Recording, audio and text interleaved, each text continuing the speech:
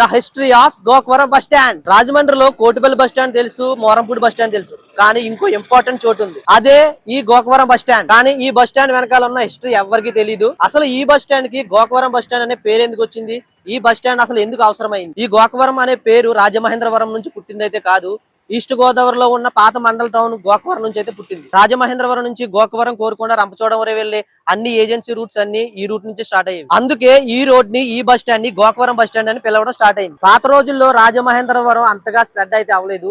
Main activity అంతా Kotipalli bus stand side అయితే ఉండేది. కానీ నార్థన్ ఫారెస్ట్ సైడ్ రోజు రోజుకి ట్రాఫిక్ అయితే పెరుగుతూ ఉండేది. Forest areas, hill regions, tribal villages కోసం డైరెక్ట్ కనెక్టివిటీ కోసం ఒక సెపరేట్ టెర్మినల్ అయితే అవసరమైంది. రంపచోడవరం, మారేడుమిల్లి, చింతూరు అడ్డతీగల మీదుగా వెళ్లి అన్ని ఆర్టీసీ బస్సెస్ అన్ని ఇక్కడే అసెంబ్లీ అయ్యేవి. Students, government employees, forest workers కి ఇది ఒక గేట్ వే. కోటిపల్లి బస్ స్టాండ్ భక్తి కోసం, కోనసీమ రూట్స్ కోసం. కానీ ఈ Gokavaram bus stand hills and agency roots కోసం. సిటీలో ట్రాఫిక్ ని కంట్రోల్ చేయడం కోసం ఆర్టీసీ ఈ బస్ స్టాండ్ అయితే డెవలప్ చేసింది. ఈ గోకవరం బస్ స్టాండ్ వల్ల సరౌండింగ్ ఏరియాస్ అన్ని డెవలప్ అయ్యాయి. గోకవరం బస్ స్టాండ్ స్లోగా ఒక ఫంక్షనల్ కారిడార్ గా మారింది. రోడ్స్ ఇంప్రూవ్ అయ్యాయి, ప్రైవేట్ వెహికల్స్ వచ్చాయి. కానీ ఏజెన్సీ సైడ్ వెళ్లే ప్రతి ఒక్కరు కూడా ఈ బస్ స్టాండ్ నమ్ముతారు. ఎందుకంటే ఇది హ్యాబిట్ కాదు, నెసెసిటీ. గోకవరం బస్ స్టాండ్ అంటే రాజమహేంద్రవరం ట్రాఫిక్ పాయింట్ అయితే కాదు, ఇది హిల్స్ కి వెళ్లే దారి.